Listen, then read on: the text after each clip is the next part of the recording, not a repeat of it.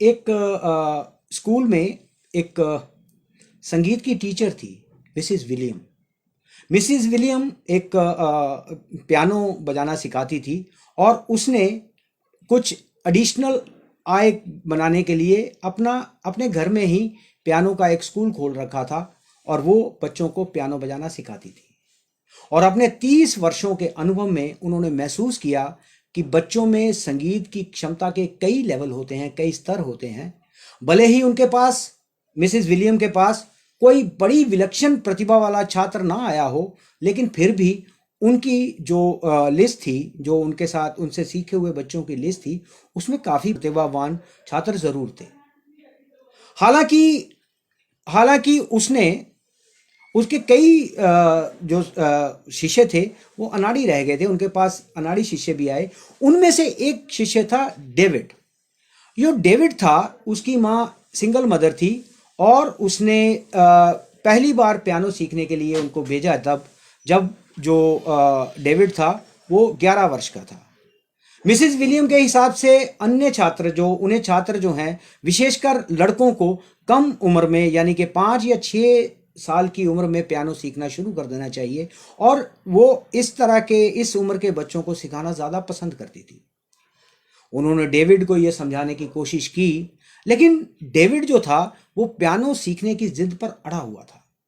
उसने कहा कि उसे पियानो बजाते सुनना उसकी माँ का सपना है, और उसकी माँ के सपने को वो तोड़ नहीं सकता क्योंकि वो सिंगल मदर है।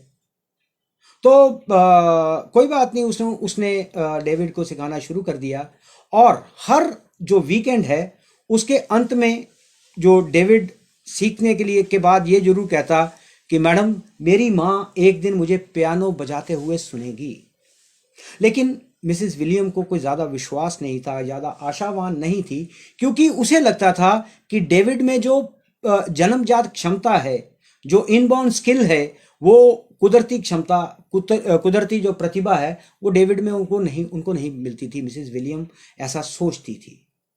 और मिसेस विलियम उसकी माँ से भी कोई बड़ी बात परिचित नहीं थी, क्योंकि उसकी माँ जब उसको छोड़ने आती तो वो दूर अपनी पुरानी कार से ही मुस्कुराकर अभिवादन करके चली जाती, कभी अंदर नहीं आती। कभी उसने ये नहीं पूछा था कि डेविड किस तरह से सीख रहा है, कैसे सीख रहा है, उसको कुछ बनाना आ रहा है या नहीं आ रहा है। लेकिन एक दिन अचानक डेविड ने जो पियानो सीखने वाली क्लास में आना बंद कर दिया। मिसेस विलियम ने उसे बुलाने के लिए सोचा, लेकिन फिर उसे लगा कि शायद डेविड को यह एहसास हो गया है कि वो म्यूज़िक नहीं सीख सकता, उसमें जो जन्मजात प्रतिभा जो बच्चों में होती है वो नहीं है। और वास्तव में वो थोड़ी सी राहत महसूस कर रही थी कि उसने आना बंद कर दिया, तो कम से कम एक जो बुरा स्टूडेंट उसके हाथों से नहीं निकलेगा।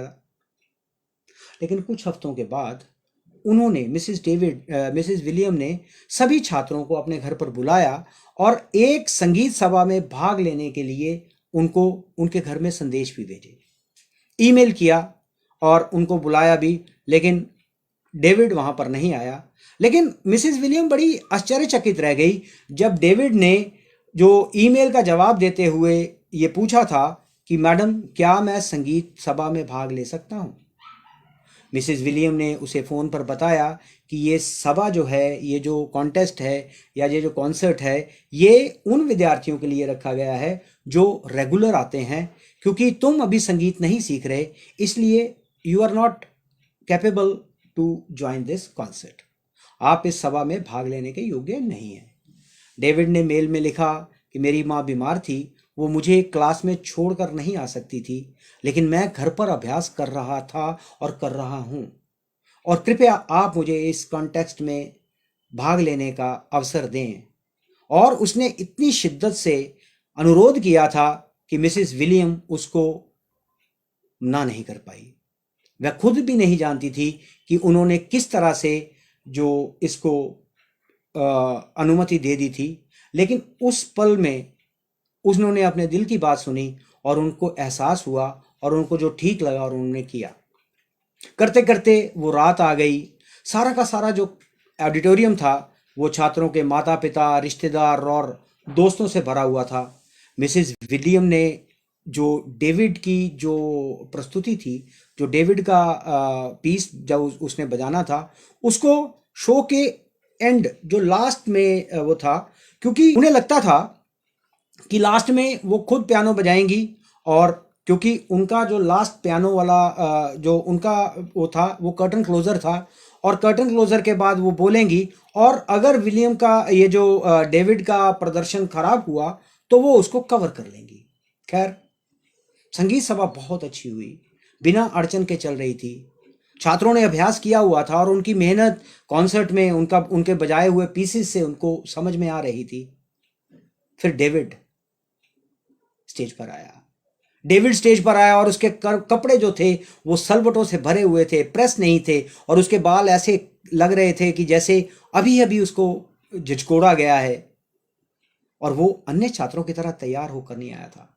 मिसेस विलियम उदास हो गई और कहने लगी, उसकी मां को कोसने लगी कि कम से कम इस खास रात के लिए, जब तुम्हारा बेटा कॉन्सर्ट के लिए जा रहा है, इसकी मां कंघी तो कर सकती थी। लेकिन अब कुछ किया नहीं जा सकता था। डेविड जैसे ही पियानो वाले टेबल पर बैठा, जैसे पियानो बेंच उसने बाहर निकाला, और उसने माइक से एक घोषणा की कि वह सी मोजर में मोजार्ट का कॉन्सर्टो नंबर 21 वो प्ले करेगा। मित्रों, मोजार्ट, वॉल्फगैंग एंड्रयूज मोजार्ट, ये 1756 से लेकर 1751 तक he was one of the most influential, successful और popular piano player. Mrs William बड़ी हैरान थी। इतना बड़ा, इतने बड़े लेजेंड का पीस बजाना, और डेविड जैसे बच्चों के लिए बड़ा आश्चर्य की बात थी। और मिसेस विलियम और कॉन्सर्ट में बैठे हुए जितने भी लोग थे, उन्होंने आगे जो संगीत सुना उसकी उम्मीद बिल्कुल नहीं थी। डेविड की उंगलियां पियानो पर फुर्ती से नाच रही थी, और वो सुरों का जो पेचीदा सिलसिला था, एल्ग्रो से वर्चूसो तक, और इतने शानदार तरीकों से, और उसका संगीत जो है अद्भुत बजा रहा था वो। मिसेस विलियम ने आज तक इतनी कम उम्र में, और वो जिस तरह से वो जानती थी, आज तक भी उन्होंने ऐसा मोजार्ट खुद भी नहीं बजाया था। लोगों ने तो क्या सुना हुआ, 6.5 मिनट का ये जो पीस उसने बजाया, और जब क्रेसेंडो पर समाप्त हुआ, तब सब लोग खड़े होकर स्टैंडिंग ओवेशन देने लगे, और पूरा का पूरा ऑडिटोरियम तालियों की गड़गड़ाहट से गूंज उठा। अभिभूत, मेस्मराइज्ड, मिसेस विलियम मंच की तरफ भागी, और खुशी से उन्होंने डेविड को अपनी बाहों में भर लिया, और धीरे से कहा, मैंने तुम्हें कभी इस तरह का प्रदर्शन करते हुए नहीं देखा। डेविड, तुमने ऐसा कैसे किया? माइक्रोफोन के माध्यम से डेविड ने कहा कि मिसेस विलियम, आपको याद है कि मैंने आपसे कहा था कि मेरी मां बीमार है, और असल में उनको कैंसर था, और आज सुबह उनका निधन हो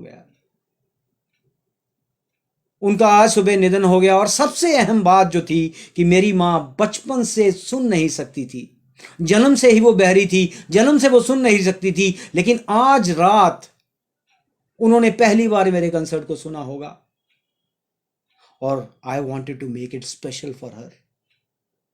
डेविड के ये शब्द सुनकर उस शाम जो सभागार में बैठे थे, सबकी आंखें भीग आई। एक स्वयंसेवी संस्था ने डेविड को अडॉप्ट किया, और जब वो उनको फॉस्टर केयर लेके जाने के लिए मंच पर आए, उन सबकी आंखें जो हैं अश्रुओं से भरी हुई थी और लाल थी। और डेविड को जाते हुए मिसेस विलियम ने मन ही मन सोचा कि वह कितनी लकी है, कितनी भाग्यशाली है कि उनको डेविड जैसा शिष्य मिला। बिना कारण तलाश किए उसने दिल की आवाज सुनकर, मिसेस विलियम ने दिल की आवाज सुनकर डेविड को उस कंसर्ट में बजाने की, उस कंसर्ट में अपना प्रदर्शन करने की अनुमति दे दी, और उसे डेविड के रूप में एक सुंदर उपहार मिला था, एक महान शिक्षक मिला। आज डेविड शिक्षक था, वो उसका स्टूडेंट नहीं था, वो बल्कि आज मिसेस विलियम, ऐसा लग रहा था कि मिसेस विलियम शिष्या है और डेविड जो है वो टीचर है, क्योंकि डेविड ने इच्छा शक्ति, प्रेम और अपने आप पर विश्वास क्या होता है इसका अर्थ सिखाया था, और उसको उसकी बात, दिल की आवाज को सुनने का एहसास कराया था। मित्रों, ये एक सच्ची घटना पर आधारित है। नाम बदल दिए गए हैं, मिसेस विलियम और डेविड। ये जो डेविड हैं ये आज भी बहुत खूबसूरत पियानो प्लेयर हैं और दुनिया के one of the top piano player हैं। और इनके बजाए हुए पीस आज भी ऑस्कर जीते हैं, इन्होंने कई ऑस्कर जीते हैं। तो अपनी इच्छा शक्ति, प्रेम और खुद पर विश्वास करना, ये सबसे ज़्यादा ज़रूरी है। तो आप भी अपनी इच्छा शक्ति को प्रबल कीजिए, प्यार और अपने आप पर विश्वास कीजिए, आप ज़रूर सफल होंगे। और ये बात केवल मैं आपके लिए नहीं, मैं अपने लिए भी कहता हूँ